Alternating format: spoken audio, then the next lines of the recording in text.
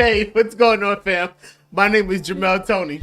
Hey everyone, I'm Lakeisha, and welcome to Progressively Becoming. Thank you all for joining us for another conversation. Absolutely. Wherever you are, it is Tuesday at 7 p.m. Welcome, Facebook, YouTube. For those of you on podcast that will be watching this, rather listening to this later on, Spotify, Apple, Google, what's going on? Welcome to all of you. Welcome to the Progressively Becoming platform. Where we are intentional about creating content that God gives us to add value, motivate you, instruct you, encourage you to become the individuals that God has created, destined, and formed you to become. Absolutely. I'm going to say it again. He formed you to become. Yes. We want to help you with God's assistance, God's grace, help you discover the individuals that God has purposed you to become and to walk in it.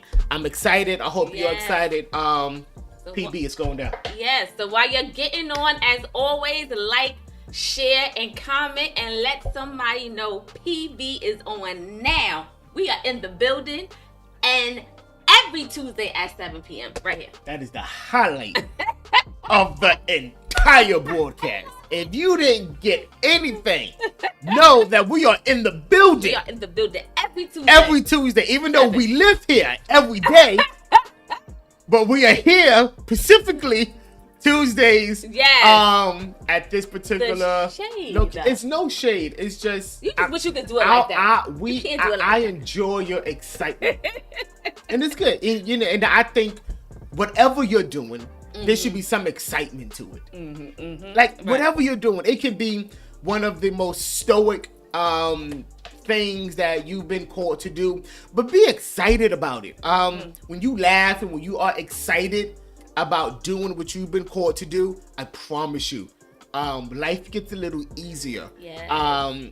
Last Friday, we dropped 15 at 6. Not sure if you caught it. If you haven't caught it, grab your phones right now, download Spotify, Google Podcasts, or Apple Podcasts, and I want you to search for Progressively Becoming. That's the platform on all of our podcast outlets. 15 at 6, 15 minutes every week where we devote to encouraging you, motivating you, praying with you, giving you some instruction on various topics of life. It dropped last week, and we've got the feedback that we've got from so many of you. It warms our hearts and it glorifies God. So if you haven't watched, listen. 15 at 6 is only on podcast outlets. Only on our podcast outlets. And last Friday we discussed desire. So that was great. That was powerful. So go and check it out. Again, like Jamel said, if you have Apple, you would use your Apple Podcast, Google Podcast, and there's also Spotify. So this is only available through podcast. So make sure you check it out. God had implanted this in our spirit some years ago when we were doing 15 at 6, so 15 minutes at 6 p.m. Every Friday, it was every Friday. So now it's back. It's crazy because and when I say years ago, I'm talking probably about like 4 years ago, right?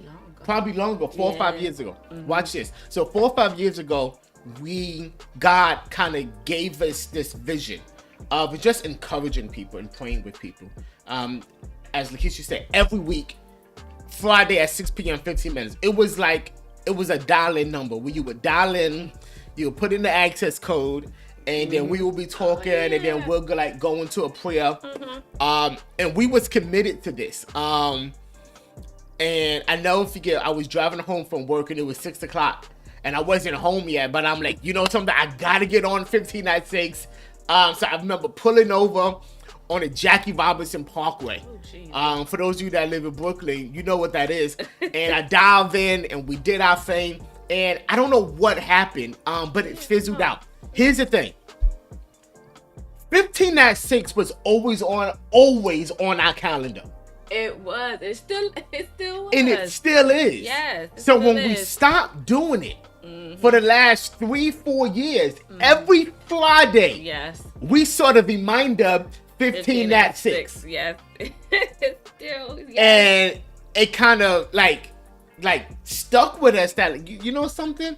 Like, let's bring this back. God didn't tell us to stop. We stopped on our own. Right. Know the difference. Right. We can admit that we stopped on our own, but listen, I'm so glad we are able to bring it back to you. We pray it adds some type of value to your life. Right. Share it, pass the word. Yes, get the word Get the word out. 15 at 6. Only on podcast outlets. Right. Yeah. So definitely, for those of you that watch us, y'all gotta download it so y'all can hear and be a part of that, what's going on as well. Because as we always say, where we go, we want to take you with us. And last week we spoke about desire. Yeah. And that's a word that we don't hear often. But desire has grave implications on our lives. And the reality is, we all live with it. We all live with desire. All of us live with desire. Yeah. Some of you probably are thinking about sexual desires. I know. Right. We all live with that too. Right, if the truth be told. Right, because when you hear that word, that's what your first mind goes to. Your first mind goes to sexual desires, yeah. But all of us not only live with sexual desires, and trust me, we will talk about that in a few weeks. We're going to pray for us. But all of us live with some type of desire. The moment we stop desiring is the moment life stops. God has created a desire on the inside of us. Prayerfully, there's a desire on all of you to progressively become. Yes. So yeah, catch it out. Get the word out. Definitely. Yes, definitely get the word out, and because we pray it's going to be adding value and be impactful to our progressively becoming lives. Absolutely. Yes. So over the last couple weeks, we have been moving a little along. We are doing better. Becoming word. The clock is not. But now let me tell you, y'all know that clock don't work. It don't. So I purposely today set it. I just wanted to set it for 7:00 just to see what'll happen once we, started the broadcast. And we haven't been on that long, but a few minutes, probably about 9 minutes. And right now it's about 9:15. So in a matter of 9 minutes, the clock has sped up 2 hours and 15 minutes. Such is life. Such is life. No matter what time you think it is, it's always later than what it is. See, you always get a revelation out of something. And it's true. And, if for some of us, we are looking at the clocks of our lives and wondering where has the time Where has the time going? Yeah. I think about that all the time. But here's the good news is whatever time we have left. Oh, yes. We pray that God redeems it. And with the time we have left, we're able to make a great impact on the world. Oh, yes. Yeah. Absolutely. What? I pray for him today. So, please do. We've been talking about becoming innovative. Absolutely. So as you remember, in our becoming word, we've been becoming better, we've been becoming evolved, becoming clearer, becoming an overcomer, becoming maturer or becoming mature, and we have now been discussing becoming innovative. Innovative means to make changes in something that's already established, especially by introducing new methods, ideas, or products. That's good. Something innovative is new and original. Being innovative renews or alters the way something has been done. That's good. And if you remember, we mentioned that innovative means to be groundbreaking, creative, exciting, engaging, and even unfamiliar. And we discussed how people are scared to become innovative. And most people are never actually encouraged to be innovative. And in addition to that, most of us wasn't even aware of what that was. That's good. And consequently, we just didn't think innovation or being innovative applied to us. Yeah. So in our journey of progressively becoming, we can't ignore becoming innovative. So we all have an innovative trait inside of us. That's good. This innovation comes from God himself. Absolutely. So because we are created in his image, we have on the inside of us everything that God used to create. So we don't want to forget that. Correct, yeah. Everything that God used to create, the heavens and the earth, lives on the inside of us. As you was talking, I thought about Steve Jobs. He was one of the founders of Apple. And I'm telling you, when you looked at him, you saw innovation. Oh, yeah. I mean, like, without doubt. And I'm almost certain all of the engineers and the tech that was behind him, you saw innovation. You know, when you think of Google and Facebook, you see innovation. And what we want to tell you is that same innovation that we see with our eyes and experience every day of our lives and use every day of our lives is that same innovation that God has placed on the inside of us. Right? Stop thinking that innovation does not apply to you. Right. Stop it. Right. You know, stop thinking that your ideas cannot be groundbreaking and creative and that your ideas won't help society. Like, throw that thinking out of the window. Throw it out of the window. Because the more you think it, the more you won't do it. Right? So before we do anything, we have got to get our thinking correctly. Because if we don't think we can do it, we'll never do it. Right? So there is something on the inside of you. The same creative abilities and powers that God used when he said, let there be light, is that same creative power and ability that lives on the inside of us. And you've got to know that. Right. And also, I just want to make mention, don't allow others to intimidate you. That's it. To not being creative, not being innovative, and not voicing your ideas. Because a lot of times we can have people that always come with ideas, think their ideas are the best and better, and then that kind of intimidates me from speaking on what idea I have. Because sometimes my idea, they may shut it down or may dismiss it. But don't be intimidated to voice what your ideas are and be creative. Don't let people intimidate you in that. Yeah, the innovation that God places on the inside of you, that groundbreaking idea, that creative idea, is intimidating of itself. And as you said, a lot of times we don't vocalize that because we may be intimidated not only by the idea of it, but by someone else. You know, so don't allow other people to shut your mouth. Don't allow other people to turn that switch off when you're constantly thinking. And I have a really good friend of mine. He told me that his mind is always going. And that is an amazing thing. Like he's constantly thinking about creative ideas, constantly thinking about content, constantly thinking about the innovation that God has placed on the inside of us. Right? And for some of us, we've been stale for so long and dormant. Yeah. That innovation, that groundbreakingness, that creativeness that's locked on the inside of us has become dormant. It's also dormant, yep. And we never think that, hey, you know something?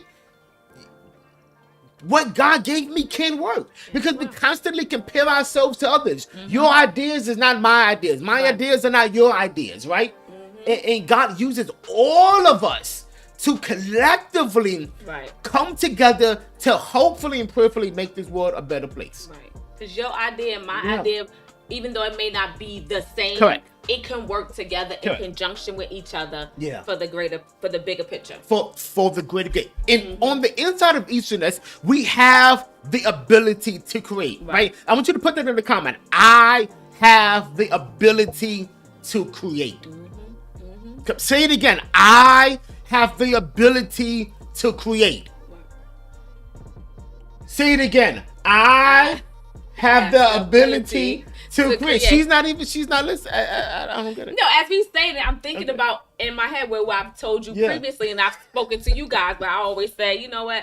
I used to say to myself, I'm not creative. Yeah. I'm not creative. And, he used to get upset with me with that. But I was already putting that in the atmosphere that I'm not creative. Yeah. So I already done stopped me from the jump. I'm already just, done. What you thought stopped your action. Right. Because if I think I'm not creative, then I'm not going to do anything. You're not going to do anything that is creative. Yeah. As a man thinketh in his heart, so is he. As you think, you are. I want you to catch this, because innovation starts in your mind. It does. It does. Innovation starts in your mind, right? And you have got to believe that you have the ability to create. Not create something that someone else did, or not create based on someone else's standards, or not create based on someone else's mode. But you have the ability to create on your own, receiving whatever God gives you. Deep down, locked on the inside of us, there was a voice that is crying out with ideas and creativity. And you've got to learn how to tap into that voice and not be scared or intimidated by anybody else. I have the ability to create. Here's the caveat: positive or negative. Yes, positive or negative. I have the ability to positively create, yet I also have the ability to negatively create as well. So, right, you know that you can create a certain type of atmosphere. Correct. So let's just say we were meeting together for something or for an event, and I came in with an attitude, or I had a bad day, and I bring that in. My whole energy is going to change the whole atmosphere of that room. Yeah. Whether I come in happy, if I come in happy in a positive mood, then my, the way I am is going to change and create that whole atmosphere. So keep that in mind too. Before you go, keep going. But I need to run and grab the charger because it's going to die shortly. So keep going. Okay. Keep going. Keep going. What happens on live TV? So I was just saying, you have the power to create any type of atmosphere. So it's I remember, being in certain situations where I came in, or, we were in to have some type of get together. And one particular person came in with a whole disposition, had an attitude, was in a bad headspace, and brought that energy into the room. And immediately it changed the whole atmosphere. Immediately everyone now is tense, and, just the whole vibe is off. So you can create an atmosphere of negativity as well, and positive. We want to make sure that we create positive atmosphere, but you have to keep in mind that your demeanor, your disposition, how you enter into a space, how you enter into a room creates that atmosphere. Just like when we have our morning devotions on Thursdays at 6 a.m. We are creating an atmosphere for prayer and for worship. If we come in, we got attitudes and we hindering that, God ain't gonna come in that. We hindering him from coming in. So we're creating an atmosphere and a space for God to reside in those instances. Your ability to create can be negative or positive, right? It goes back to your words. Your words can create negativity or positivity, right? You can speak, affirmations of faith, and I believe I can do this, and this is going to happen to me, and, I'm going to be successful, and I am going to get the job, and I am going to lose the weight, right? All of those words, those words have the ability to create. On the flip side, I can't do this. There's no way in the world they expect that for me. I'm never going to lose this weight. I'm never going to become the individual that my job requires. I'm never going to get that career. I'm never going to go back to school. There's no way I can learn this. There's no way I can study this, right? And what you don't realize is the more doubt you talk, the more your mind tells you can't do it. And consequently, your actions do nothing. You're not going to do it. Right? So you have the ability to create. Whatever is in your mind, whatever is in your mouth, whatever exudes your actions and your behavior can be positive and or negative. The scripture says this: life and death is in the power of the tongue. What are you saying? Not just with your mouth, but with your actions and with your demeanor. Right.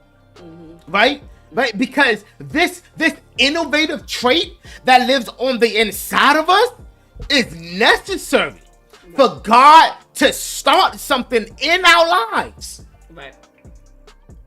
Are you listening to what we're saying? The innovation that God has placed on the inside of us is needed for God to start something in our lives.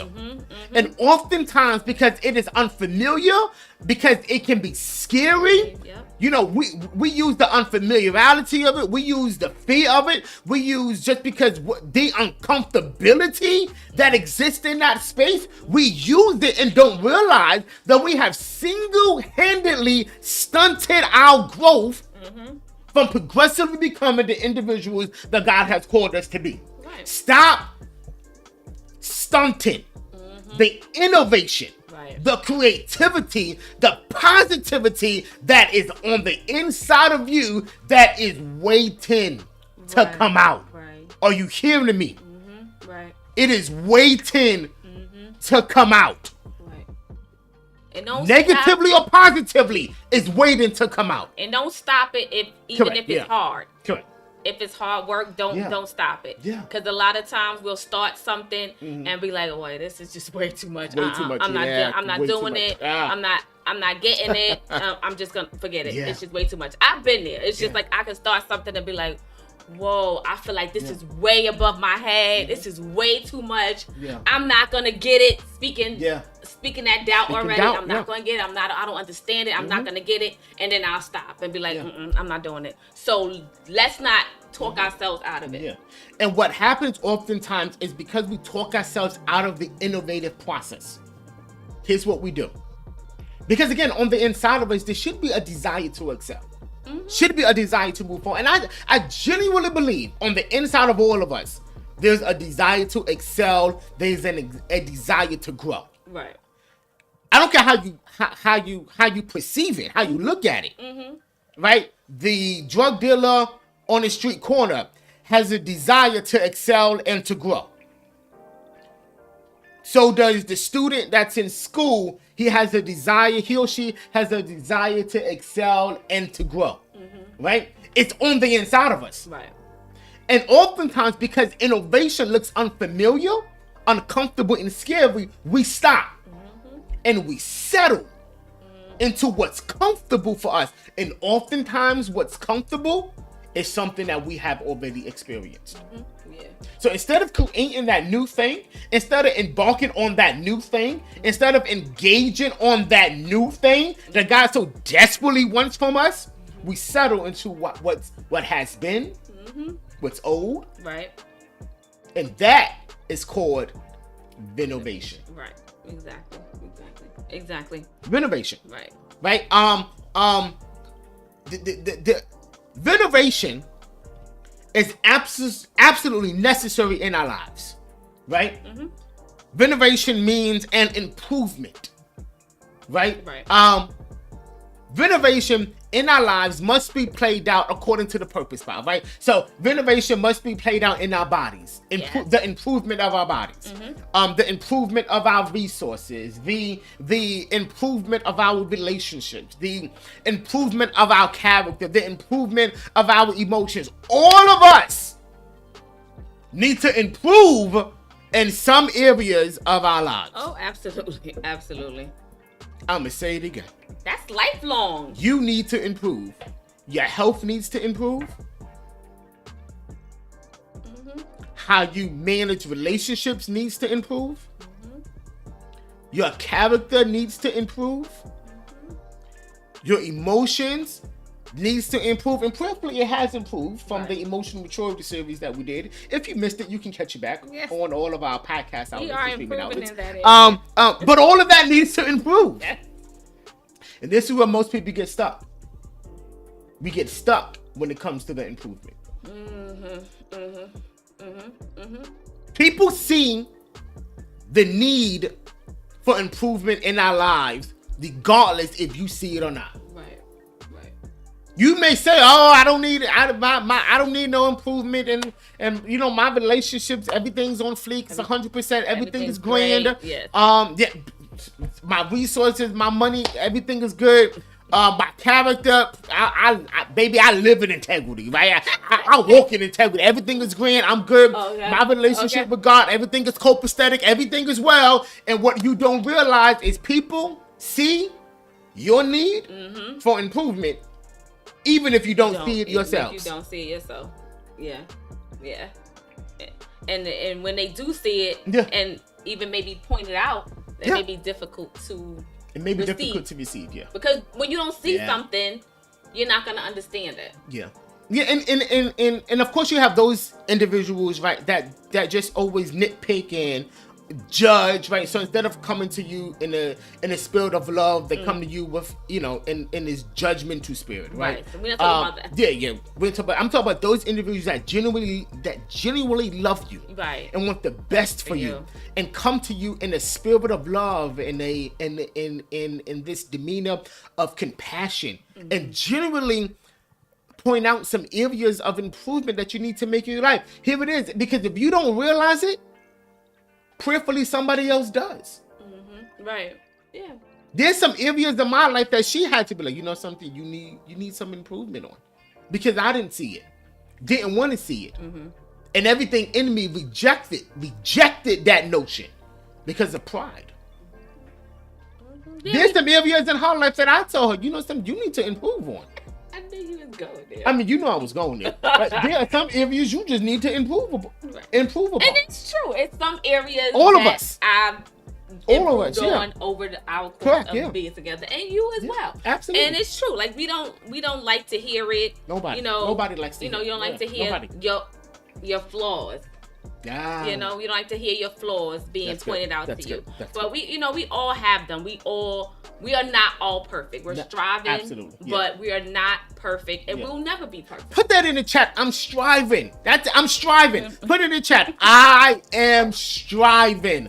I'm not perfect. Don't ask me to be. I won't be. I am striving. But there are three types of innovations. There are three types of innovations that we want to leave with you before we end today. The first type is basic veneration. Right? I told you we are DIYers, right? The first type is basic veneration. Would you put that in the chat? Basic veneration.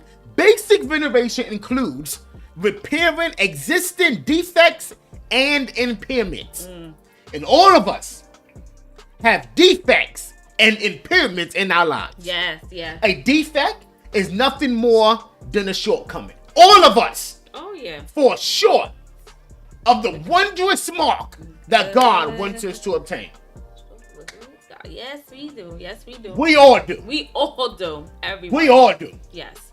From the preacher to the CEO, from the CEO to the janitor, from the janitor to the deacon, from the deacon to the usher, from the usher to the cafeteria worker, from the cafeteria worker back to the chief financial officer. All of us have defects. You have a defect. You have a defect. I have a defect. Right. So we have to. I'm gonna just ask you, like, what are some areas in your life that need repairing? That's good. In your spirituality, in your emotional, that's good. Your physical, like, what areas in your life needs repairing? That's good. So it goes back to an issue of self-awareness, and we're going to keep driving this issue of self-awareness, because if you never become aware of if you never become aware of who you are, there are some things you can never improve upon, and there are some groundbreaking and creativities that will never come out of you because you are not aware of yourself. Right. That's good. Know who you are. Know it. Know it. Know who you are. The person that should be most intimately acquainted with you, apart from God, should be you. Should be you. I should know. I should know what arenas I can't put myself in. Right. I should know some relationships that I just can't engage in. Right. I should know some conversations that I shouldn't be having. Right. Right. I should know my limits. Right. I should know when I should stop and when I should go. I know me. I know me. Right. I know there are some things I just can't do. Because it opens up other avenues. Right. Are you listening to me? Right. When you know who you are, you know what boundaries to put around you. You know your limitations. Because you know if I engage in this, it'll open up other avenues and other doors. I know Jamel knows Jamel. Right. I know what to put around me, who I need to center, who I need, what types of personalities that I need around me, what types of personalities can't be around me. You've got to know who you are.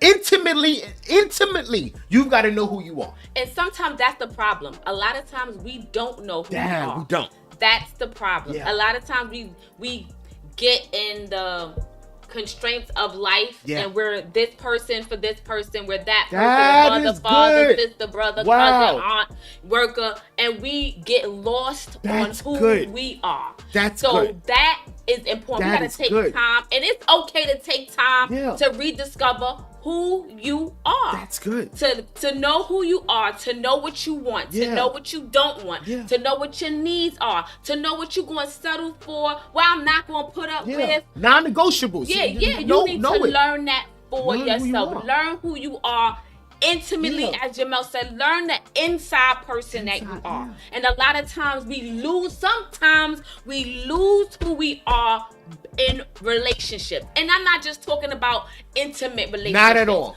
All types of relationships. Work relationships, we lose who we are. Absolutely. Who we are. Church relationships, you look up and you wonder, like, wait a minute. Who am I? Who am I? Like, how did I allow myself to be a part of that? How did I allow myself to be engaged in that? How did I allow that to happen to me? Like, how did I let you do that to me? It's like I have to learn me. Like, you gotta learn who you are. Who you are inside is important. You have to learn every avenue of yourself in your well-being. I'm telling you because I had to do that at some point. I had to learn me all over again because I got lost in who I was. I didn't know who I was. So that is important. Learn who you are. Wow. And it's as you was just talking, the thought came to me. Not only is it important to learn who you are, but it is also important once you have that discovery to have the courage to be who you are. Yes, that's good. Because I can know who I am, but do I have the courage to say no? Right. I know there are certain things I can engage in, certain activities, certain thoughts. Do I have the courage to be who I am? Can I say no and can I say yes to it? Right. Because if you don't, and people would not want you to be you. Right. Because being you no longer gives them a window to control you. Right. Are you listening to me? They no longer have the upper hand. They no longer have the upper hand in your life. Right. That can be a spouse. That can be a parent. That can be a manager. That could be an employee, a co-worker. That could be a teacher. That could be a pastor. Know who you are and ask God to give you the courage that once that knowledge comes, you have the courage to execute. Goes back to it, to execute who I am. Yes. What good is knowing who you are if you won't execute it on earth? Right. Right. Somebody say know and execute. Know and execute. Absolutely. I know who I am, and I know what I ain't gonna do, and I'm gonna put that in play. Right. Because when you don't know who you are, this generation, it's gonna be for nothing. For what? Yeah. For what? Yeah. If I go into a dilapidated house, and I don't know what needs to be renovated, what am I gonna do? Right. What are we gonna do? When you don't know the impairments and the defects in your life, good. There's no way you can renovate and seek improvement on those impairments and defects if you don't know who you are. And here it is. Some of you know what they are, but you don't have the courage to face it. Yes. And that's the reality. We know those defects. We know those impairments, but we don't have the courage to face it. Because when we face it, we expose ourselves to the possibility that others may see my flaws. Yep. That's good. Do you have the courage to know who you are, execute who you are, without the fear and the intimidation that others may see this and may get privy to the flaws that exist in my life? We know it. Yeah. But can we fix it? Right. Do you want to fix it? Or are you scared about what others may say? That's good. We all have it though. Nobody's exempt. Nobody is exempt from veneration spiritually, veneration physically, veneration emotionally. We are not exempt from it. Yeah. And instead of doing the hard work, you know what a lot of us do? We slap some paint on the wall. Instead of tearing down the wall, we slap some paint on it. Right, exactly. Because it's easier to cover the wall with paint than it is to tear it down and start it all over again. So most of us are great at cosmetic renovation. Oh, we're good at that. So. Oh yeah. Yeah, we're good at covering up, and like this topic, like the cosmetic renovation, is like twofold for me because sometimes we have people, when you look in the mirror, like you could be a very attractive person, but when you look in the mirror, you don't see that.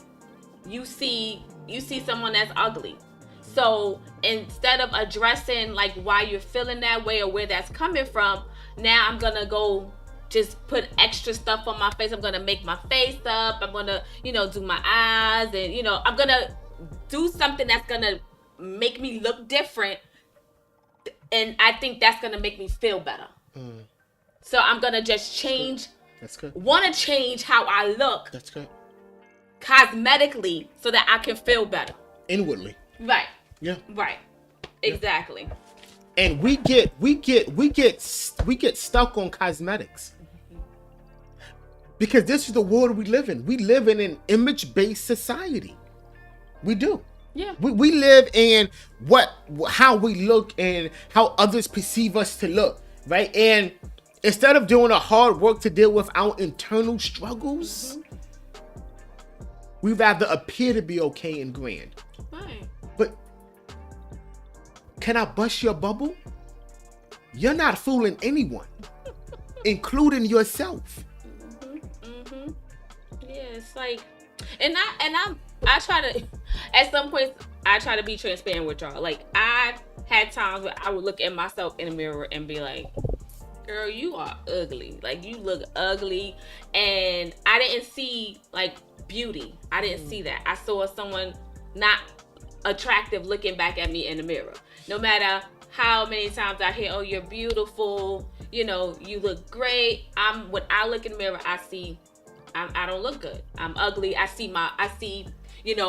the flaws that I see in my face. Yeah. So at that point, it's like I want to cover it up. I want to add stuff to make me feel and what I think look better. Yeah. We're not addressing why do I feel that way. Why am I feeling that way? Good. So, all of that is to say, Wow. you know, we have to take a retrospect and look at what is the root in the deep rooted issue in that. When we put that on. That's good. And it is not just personal appearances. Right. Right? We attempt to cover up what people can see, whether that be how our face is made up or whether that be our behaviors. Some of us engage in behaviors that we use as masks to cover up an internal struggle on the inside of us. Right. Right. What are you doing to cover up internal struggles? What are you doing to cover up those things in your life that need to be addressed?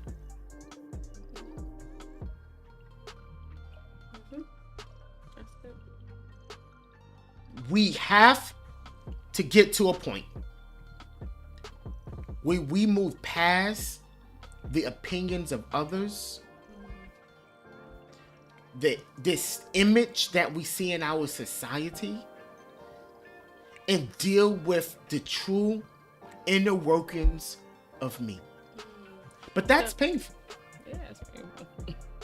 Nobody wants to go personal renovations. Nobody wants to go personal renovations because it's costly. Right. It is. And just like remodeling your house can be expensive, when you go through personal renovation spiritually, emotionally, and physically, it'll cost you. So the question that we have is, at what expense are you willing to undergo the change in your life? That's good. Yeah. Are you willing to let go some relationships? Are you willing to commit yourself? Are you willing to put your own will down? What are you willing to progressively become the individuals that God has so desperately desires for you to come? And here it is. This is the question, and we got to go. This is the question that must be asked, and it must be answered. Yeah. Because we've been asking it, but we haven't been answering it. What are you willing to give up so you can progressively become? Right. And your answer to it or your lack of response will reveal how committed you are. Good. That's good. And that answer is painful.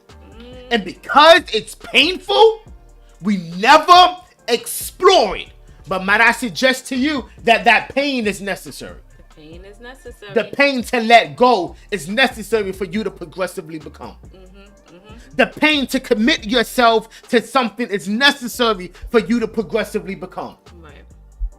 The pain to put what you want, to pick up what he wants, is necessary to progressively become. Yes, that's good. Renovation and innovation, just so you all know, requires sacrifice. Say it again. Say it again. Renovation and innovation requires sacrifice. And what are you willing to give up? So that you can experience not only improvement, but you can experience the groundbreaking, creative idea that God wants to break out of you. Right. That's good. So our prayer, is that you don't become intimidated by the pain and the expense that it may cost you to become. That's good. It'll cost you. You not becoming is costing you now. Oh yeah, absolutely. It's costing you now. And you may not know what it's costing you, but there's one thing it is costing you, and we can all see it: time. Oh yes, absolutely. It's costing you time. That's it. Yep. Every day you go by and you don't become who God wants you to become, it's costing you your time. Yes. Absolutely. Time is not a luxury that you and I have. We could be here today, gone tomorrow. We don't know what tomorrow holds. We don't know what tomorrow holds. But we do know who holds it. But we know who holds it. Yes. Time is not a luxury. Yes. Are you willing to go through the pain of today to experience the greatness of tomorrow? Oh, that's good. That's good.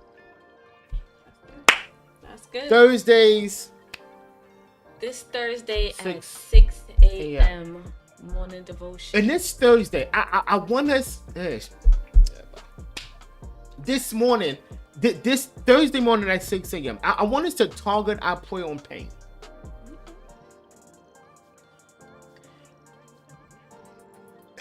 We got to go, but there was a benefit to pain.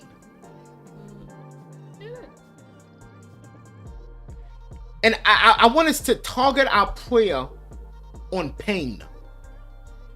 Because a lot of us have gone through pain and we've gotten stuck in it. Because we don't know how to come out of it. Yeah. We've gone through grief and have gotten stuck in it. Because we don't know how to come out of it. Pain for some of us has become normal and comfortable. And the pain of coming out of it seems to be more difficult than the pain to stay in it. Wow. Thursdays at 6 a.m. Wow. We want to pray. Pain. Pain. That's good. Yeah. Make sure you join us on Thursday at 6 a.m. for Progressively Becoming Morning Devotion. Wow. We would love again to just thank you for joining us for another great conversation on innovation, becoming innovative. If you missed any of the conversations about innovative prior to today, you can go back and take a rewatch or take a re-listen. But again, thank you all for joining us. Continue to like and share this content and this material. It is impactful, and I pray that it's been of value to your lives as we all progressively become. Because pain, while it should be a benefit to move us on, pain keeps us stuck. And I'm just wondering about even the pains in our lives, like your life and even in my lives, that have caused us to become stuck and not move and progress. The pain in your life that have gotten you stuck. God expose to us the meaning of our pain and help us be free from it. Family, go with God. Thank you for joining us for another conversation. We'll see you here Thursday at 6 a.m. and then next Tuesday at 7 p.m. You all have a blessed night. We love you. Deuces.